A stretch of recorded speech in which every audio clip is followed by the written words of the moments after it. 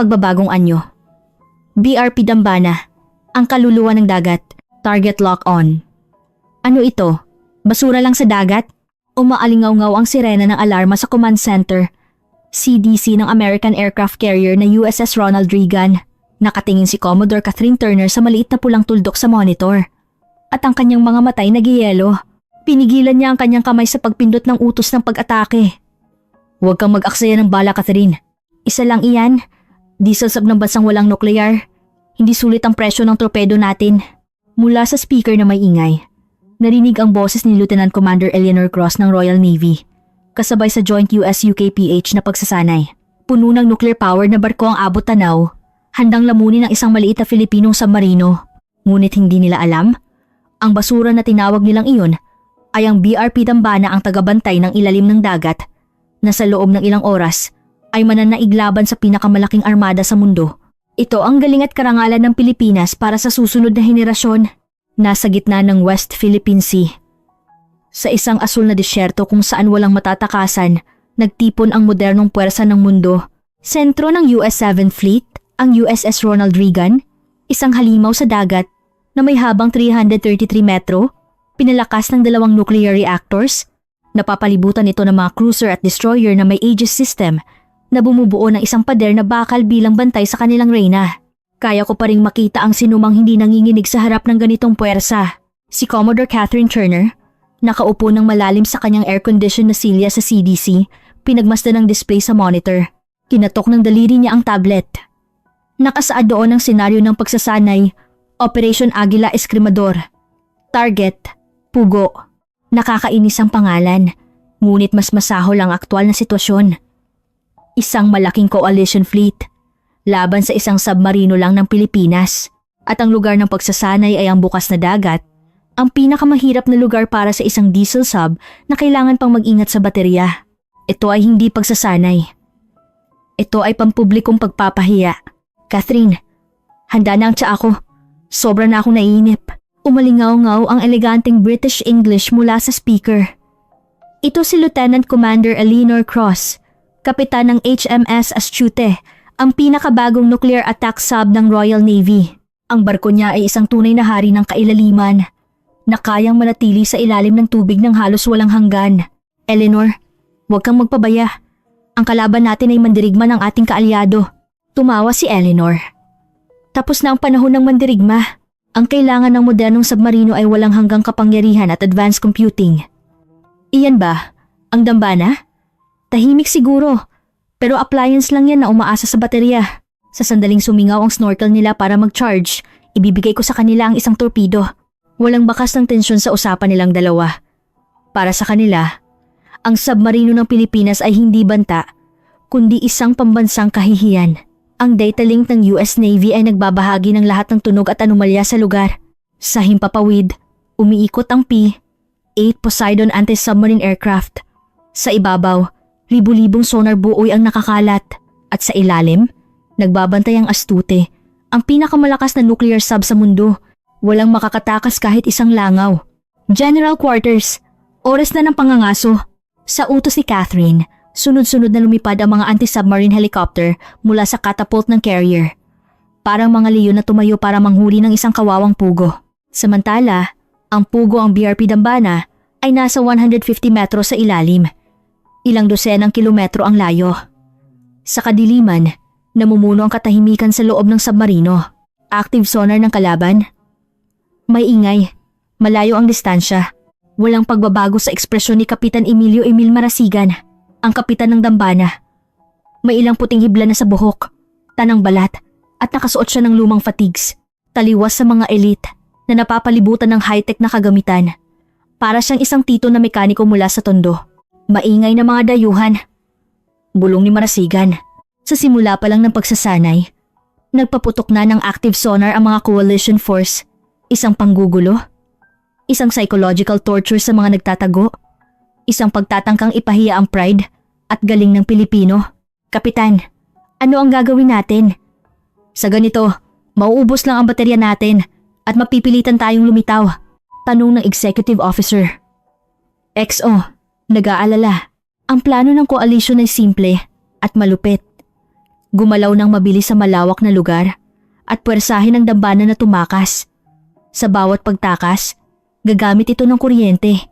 Kapag naubos ang baterya at oxygen, mapipilitan itong lumabas at magiging katatawanan. Dahan-dahang inilapag ni Marasigan ang kanyang tabo ng kape. Ang kanyang mga mata lamang ang nagniningning mas matalas pa kaysa sa kadiliman ng kailaliman. Inaakala nilang laruan lang tayo na low-tech at madaling maubusan ng baterya. Naniniwala sila na ang submarino ay puro specs at calculation lang. Hinawakan ni Marasigan ng isang piping sa loob ng submarino. Naroon ang rurok ng quiet technology na binuo ng Pinoy na mga inhinyero at welder. Ituturo natin sa kanila. Ang giyera ay hindi nasusukat sa libro. General Quarters, gamitin ang ikalawang taktika. Ipakita ang diskarte ng Pilipino sa mga mapagmataas na ginang na iyon.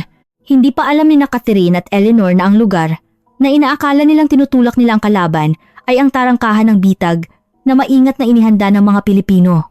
Kakaiba. Sa CDC ng USS Ronald Reagan, bahagyang nakakunot ang noo ni Commodore Catherine Turner. 6 na oras na ang lumipas mula nang magsimula ang pagsasanay. Ayon sa supercomputer, dapat na naubos ang baterya ng Filipino sub at lumulutang na ito sa ibabaw para mag-charge. Ang kuryente ay buhay ng isang diesel sub. Kung mabilis itong gumalaw sa ilalim, mauubos ang baterya. Tulad ng isang smartphone, mapipilitan itong paandarin ng makina at mag-ingay. Ang ingay na iyon ay ang pinakamahusay na senyales para sa mga hunter na tulad nila. Eleanor, kumusta ang sonar mo? Hindi pa rin ba umaaray ang kalaban? Inis na tanong ni Catherine. Tahimik. Nakakakilabot ang katahimikan. Mula sa boses ni Eleanor Cross, nawala na ang pagmamataas kanina. Ang sonar ko ay nakakakuha na ng ingay ng hipon. Pero wala akong narinig mula sa bakal na iyon. Parang naglaho lang sa dagat. Naglaho? Imposible. Baka nasira at lumubog. Nagsalita si Catherine. Nagpapalakas ng loob, ngunit hindi mapakali ang kanyang kalooban. Ang armada ay naghahanap sa lugar na inaakala nilang naroon ng submarino, parang isang malaking trollnet. Ngunit wala silang nahuhuli. Para silang humahabol sa isang multo. Samantala, 300 metros sa ilalim, malapit sa kailaliman ng armada, tahimik na lumalangoy ang multo ang BRP Dambana. Ang loob ng barko ay mas tahimik pa sa isang library. Ang mga tauhan ay nakasuot ng felt slippers at gumagalaw ng parang nagda-slide. Ang komunikasyon ay hand signal at whisper. Alam nila na ang pagbagsak ng isang wrench ay maaaring maging sanhi ng kanilang kamatayan. Pumasa ang armada ng kalaban sa itaas. Hindi tayo napansin. Bakit hindi napansin ng pinakamalakas na armada sa mundo, ang malaking balyena sa ilalim nila? Dahil sa 2 milagro na pinagsikapan ng mga Pinoy na inhinyero. Ang una ay ang anechoic tiles ng Dambana ay walang puwang na nababalutan ng espesyal na goma. Hindi lang ito goma. Ito ay high-tech na material na sumisipsip ng sonar ng kalaban, parang sponge na sumisipsip ng tubig. Sa ibang bansa, ang mga tile na ito ay madalas na bumabagsak, na nagiging sanhi ng ingay. Ngunit ang Pinoy na mga craftsman ay iba. Bawat tile ay idinikit ng may millimeter level precision, na ginagawang isang black hole ng tunog ang submarino. At ang isa pa, ang nagpagulo ng husto sa kalkulasyon ng coalition ay ang pagkakaroon ng lithium-ion battery. Inaakala ni Catherine na ang Filipino sub ay mabilis na mauubusan ng kuryente. Ngunit ang puso ng Dambana ay ang lib na binuo sa pakikipagtulungan ng Pilipinas at mga kaalyado nito na nagtagumpay sa paggamit nito. Mas mataas ang capacity at output nito kaysa sa tradisyonal na lead-acid battery. Kaya, hindi na kailangan ng Dambana na kumuha ng hangin. Kaya nitong manatili at lumangoy ng mabilis sa kailaliman, parang isang nuclear sub. Para itong inakala nilang gumagamit lang ng jeepney. Pero bigla na lang nagpakita ng supercar. Ang coalition ay naghahanap lang ng ingay ng makina at init na wala naman. Na-detect na natin ang buong formation ng kalaban. May butas sa kanilang network. Tumango si Kapitan Marasigan sa sinabi ng XO. Hindi lang sila nagtatago. Gumagamit sila ng thermal cline pagbabago sa temperatura ng tubig na parang salamin na nagre-reflect ng sonar. Inilagay ni Marasigan ang sub sa ilalim ng salamin na ito, kaya tumatalbog pabalik ang sonar ng kalaban. Oras na para ihanda ang ating mga bisita. Dinulas ni Marasigan ang kanyang daliri sa chart ng ilalim ng dagat. Mayroon siyang tinarget na kanyo na may masikip na topography. Kung doon niya sila dadalhin, hindi makakagalaw ang malaking armada. Ngunit, para madala sila doon, kailangan niyang magpakita ng bahagya. Isang crazy move, parang pagbababa ng karne sa ilong ng leon. Decoy CM? 1. Maghanda. Mababa ang boses niya. Po? Seryoso po ba, Kapitan?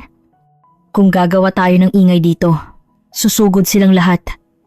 Tanong ng isang tauhan. Ngumiti si Marasigan.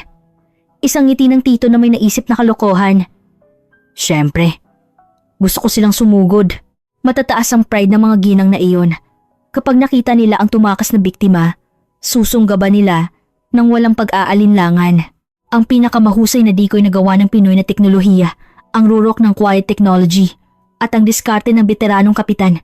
Sa pagsasamang ito, ang pinakamalakas na high-tech fleet ay malapit nang pumasok sa isang malaking maze. Ang simula ng counter-attack ay tahimik, ngunit sigurado. Fire control! Tubig na ang torpedo tube! Decoy load!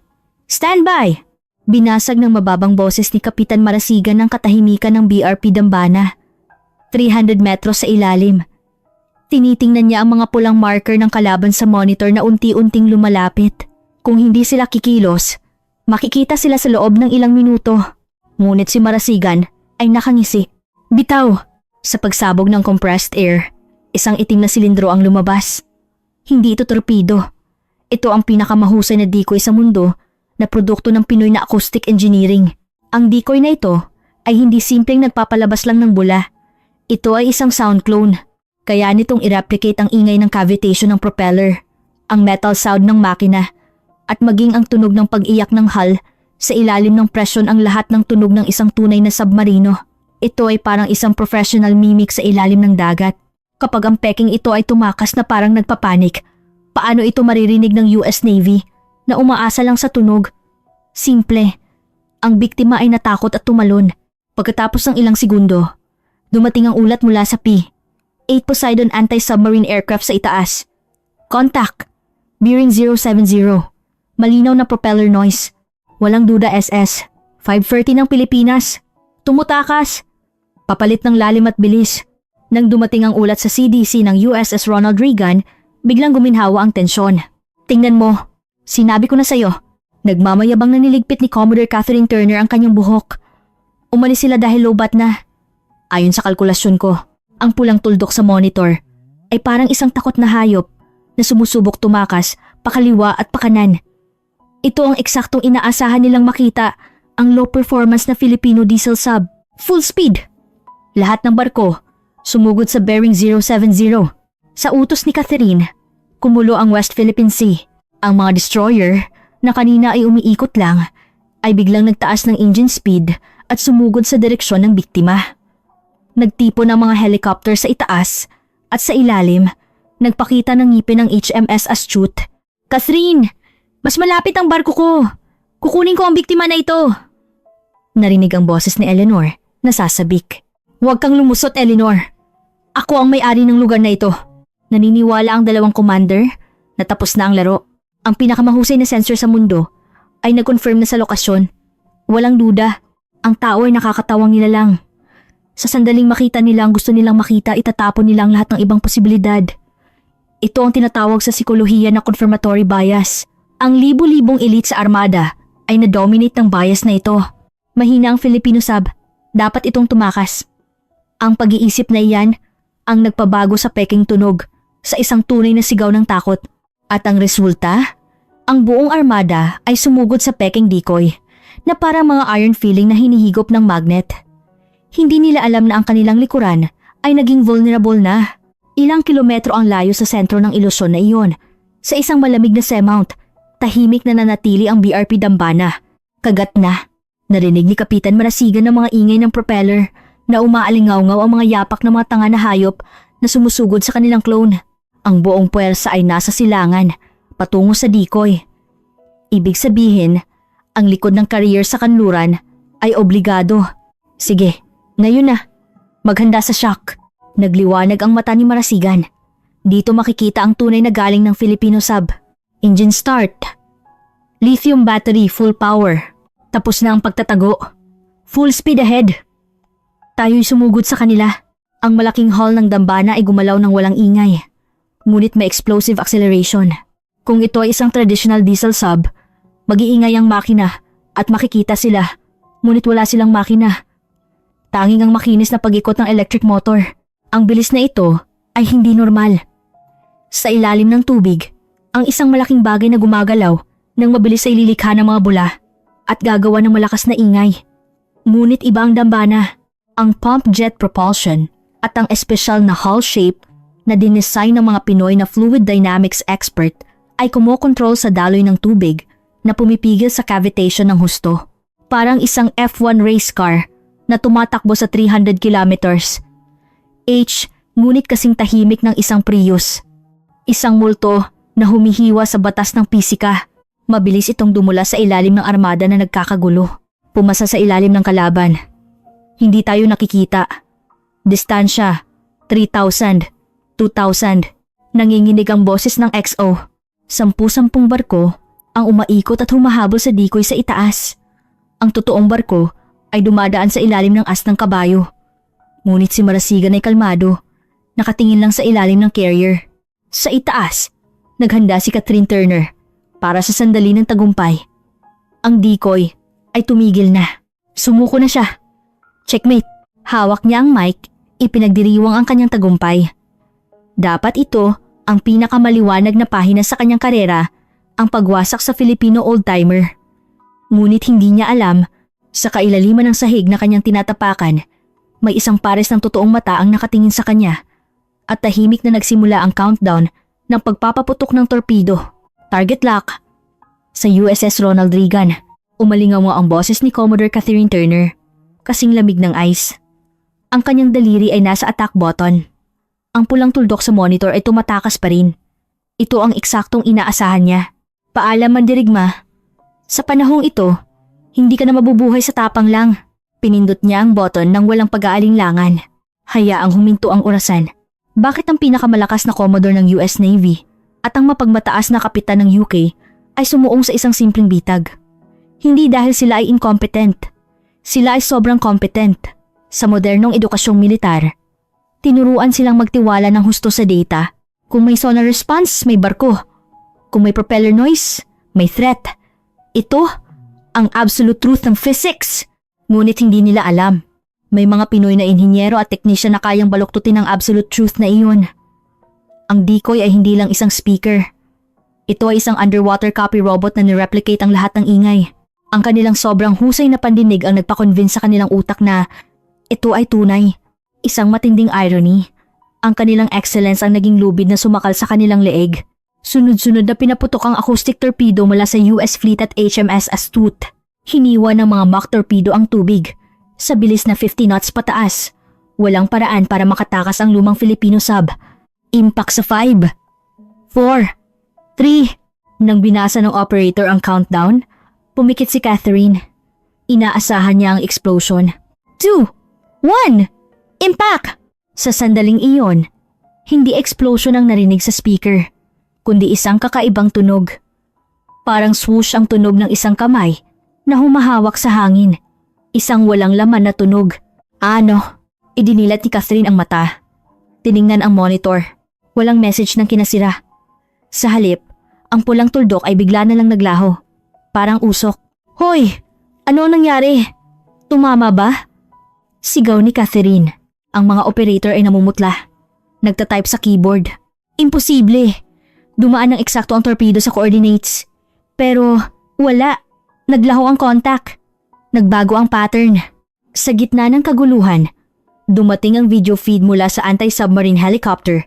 Lumabas sa malaking screen ng isang maliit na tubo na lumulutang sa dagat. Ito ay isang disposable decoy unit ng Pilipinas na may painted na bandila. Sa gilid, may sulat sa marker sa pangit na Ingles. Nahuli kayo!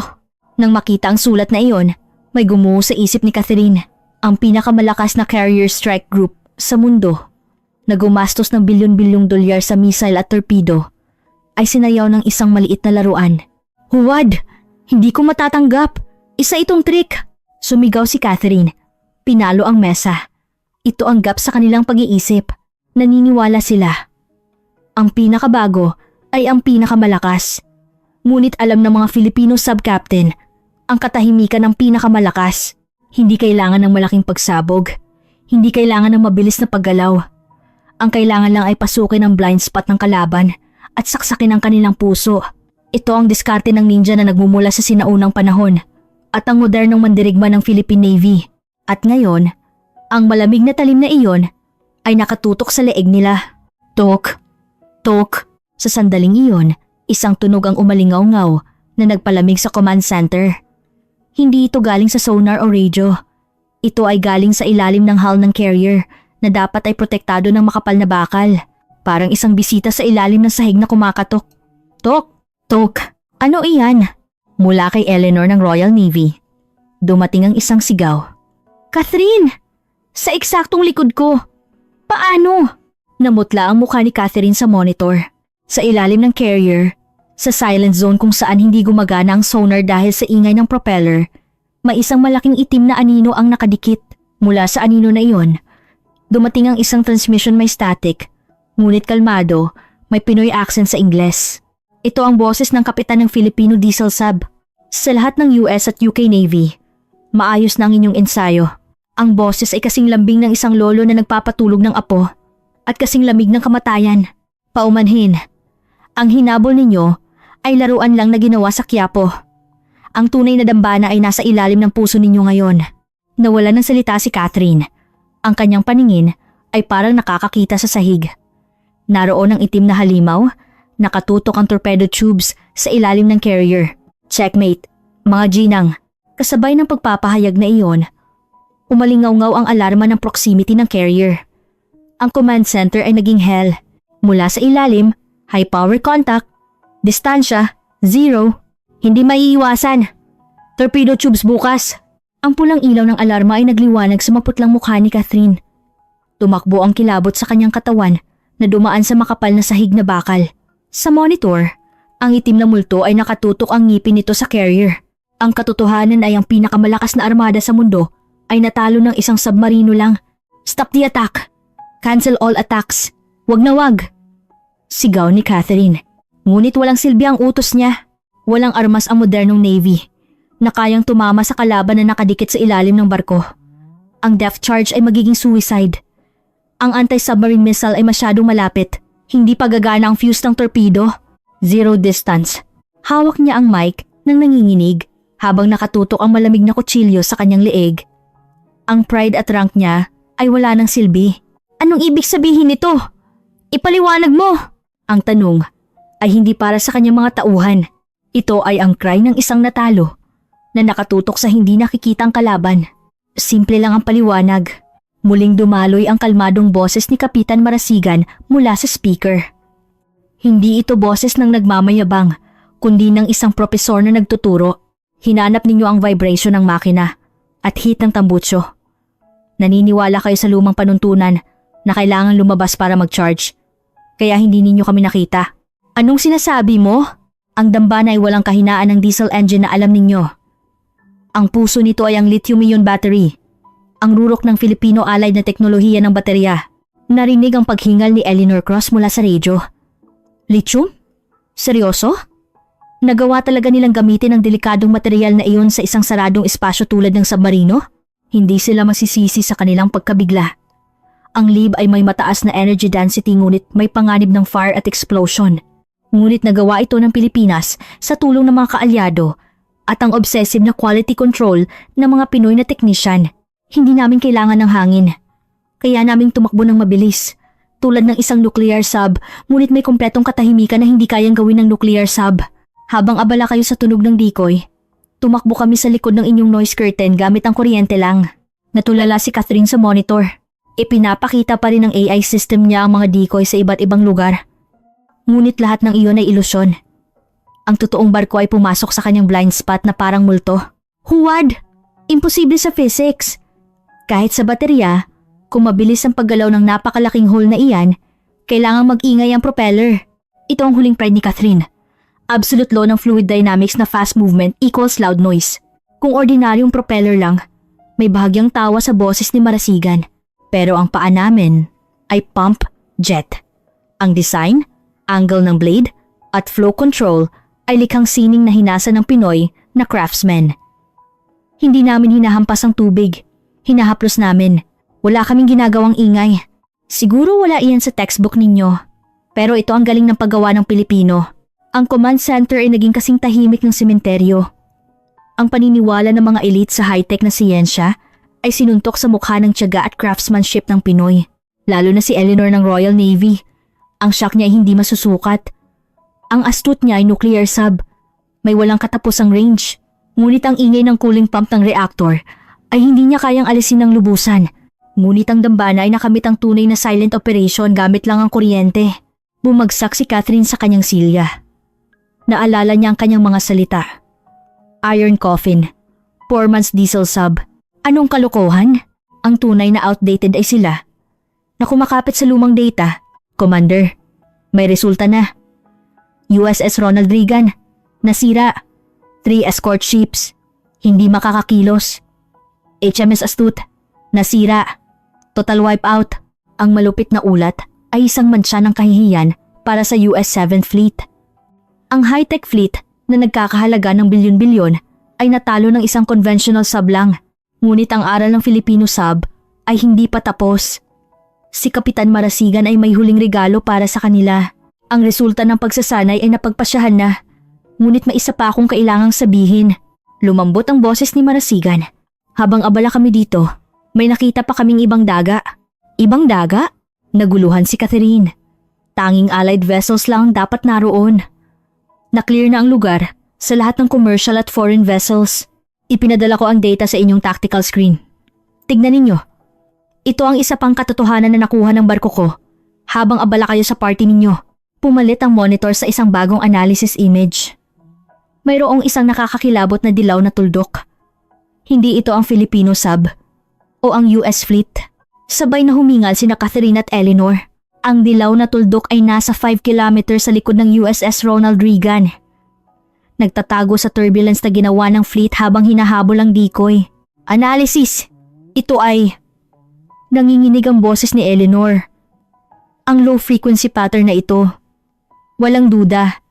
Attack nuclear submarine ng Continental Navy. Nataranta ang command center. Ang submarino ng kalaban na mabilis na lumalaki ang puwersa sa Western Pacific. Lihim silang pumasok sa pagsasanay para mag-espiya. Hindi lang cute na spying. Nakadikit sila sa likod ng carrier. Kinokolekta ang communication data at acoustic signature ng US Navy. Ready to fire at any moment. Hindi! Hindi man lang na-detect ng Aegis system ko! Kung hindi ito pagsasanay, kung ito ay totoong gyera, sila ay magiging splinter na. Matatalino sila. Mahinahon ang boses ni Marasigan. Gumamit kayo ng active sonar at ginawa ninyong maingay ang dagat para sa decoy. Ginamit nila ang noise curtain na iyon para makapasok sa inyong blind spot. Nakakatawa hindi ba? Ang inyong aggressive action ang nag-imbita sa tunay na kalaban. Ang arrogance ng fleet. Na gusto lang manalo. Gamit ang brute force ang gumawa ng pinakamasamang weak spot. Protect ka! Alam mo, sinubaybayan mo ang nuclear sub na ito habang tinatarget ang carrier namin? Ang dambana ay umiwas sa US fleet. Nagbitag ng decoy.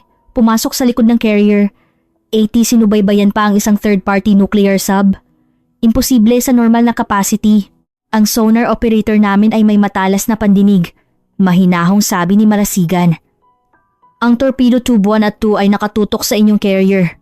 Ngunit ang 3 at 4 ay nakalock on sa uninvited guest na iyan simula pa. Sa sandaling iyon, lumabas ang isang bagong tag sa dilaw na tuldok sa monitor. Filipino sub-tracking maintained. 124 minutes. 124 minuto? Sigaw ng operator. Mahigit 2 oras. Napansin na ng Filipino sabang intruder mahigit 2 oras na ang nakalipas at tahimik na nakatutok dito. Handa itong wasakin kung gagawa ito ng hostile move. Ang misyon namin ay hindi ang manalo sa pagsasanay. Ang misyon namin ay protektahan ang dagat na ito kahit hindi ninyo mapansin. Kami ang nagbabantay.